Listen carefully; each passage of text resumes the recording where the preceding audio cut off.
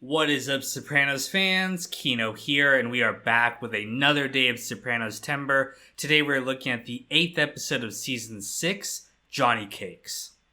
Now, Tony and Carmela are really worried about AJ. He's a college dropout, he's working at Blockbuster part-time, and he isn't really interested in anything productive. He doesn't want to do anything with his life. He even sells the drums that his father bought him so that he can go out clubbing every night with his friend Hernan. Now, Hernan is played by Vincent Piazza, who will later go on to play Lucky Luciano in Boardwalk Empire. And that crowd pretty much only hangs around with AJ because he's Tony Soprano's kid, and they either want to, learn more about what the gangster life is like, or they want to get something from Tony, like money or power or something like that. So that's the only reason they associate with AJ. Later on, however, AJ decides that he needs to avenge his dad to get revenge on Junior for shooting him. So he goes and sees Junior, who's currently locked up at the mental home. And while he's there, he accidentally drops the knife that he brought to kill Junior with, and he ends up getting tackled by security and taken down. Now, Tony is able to keep AJ from getting arrested or getting in trouble, and he yells at him for being stupid and basically almost ruining his life by doing this. AJ says that he did it because Tony always talks about The Godfather, and his favorite scene being where Michael avenges his father and kills the men who attacked him. But Tony tells him that that's just a movie and that he needs to grow up and, not take things like that too seriously. And I think that this is kind of a shot at the people who take the show way too seriously and who try to live their life by, fictional stories. So I think it's kind of a joke in that regard. Later on, however, AJ passes out at the club from a panic attack, basically being overwhelmed by all the feelings he has as Tony Soprano's kid and what that means for him.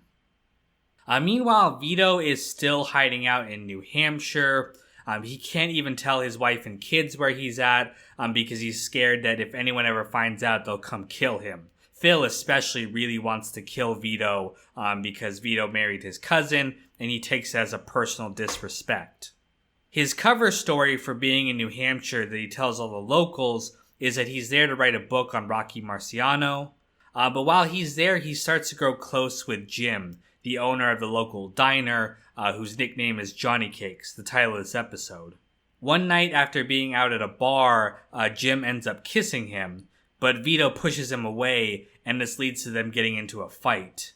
Vito just can't accept the fact that he's gay, he doesn't want to be out like that, and he ends up attacking Jim, who beats him and basically leaves him there. Later, Vito apologizes, though, and admits that he has been living in the closet this whole time, and finally admits to someone that he's gay. They make up, and later on they take a motorcycle ride out to the country and end up having sex.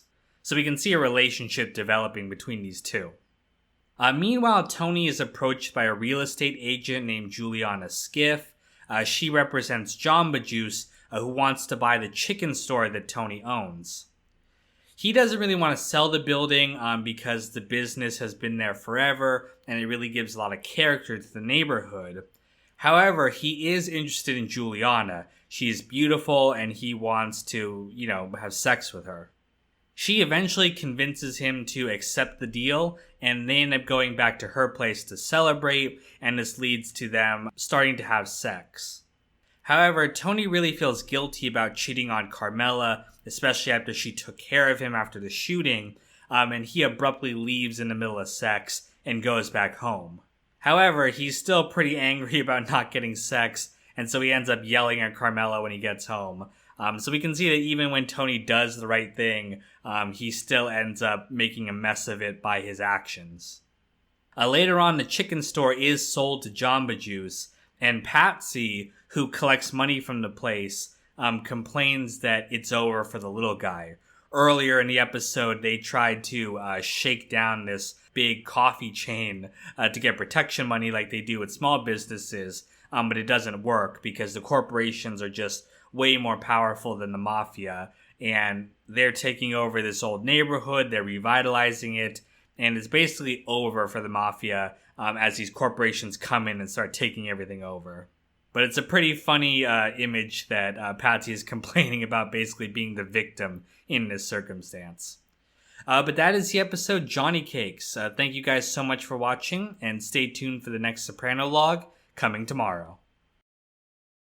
On the 8th day of Sopranos timber, my Gumar gave to me 8 maids a cleaning, 7 ducks pool swimming, 6 seasons long, 5 onion rings, 4 calling cards, 3 French horse, 2 Tonys, and a Sopranos prequel movie. Special thank you to my patrons Hunter, Tommy Smith, Abdallah Alamari, George Jones, Russell, Sean, Graham, Rooftop, Rico Bellick, Heart of Markness, Broccoli, Isaiah, Placenta Juan, Logan, Clean, John Reyna, Lance Klump, Jesse Sterling, Andrew Stewart, James, Conchok Chofel, Obstacle Racing Media, Daz J. Kit, William Lanson, Johnny Two Hands, and AL Interpretations.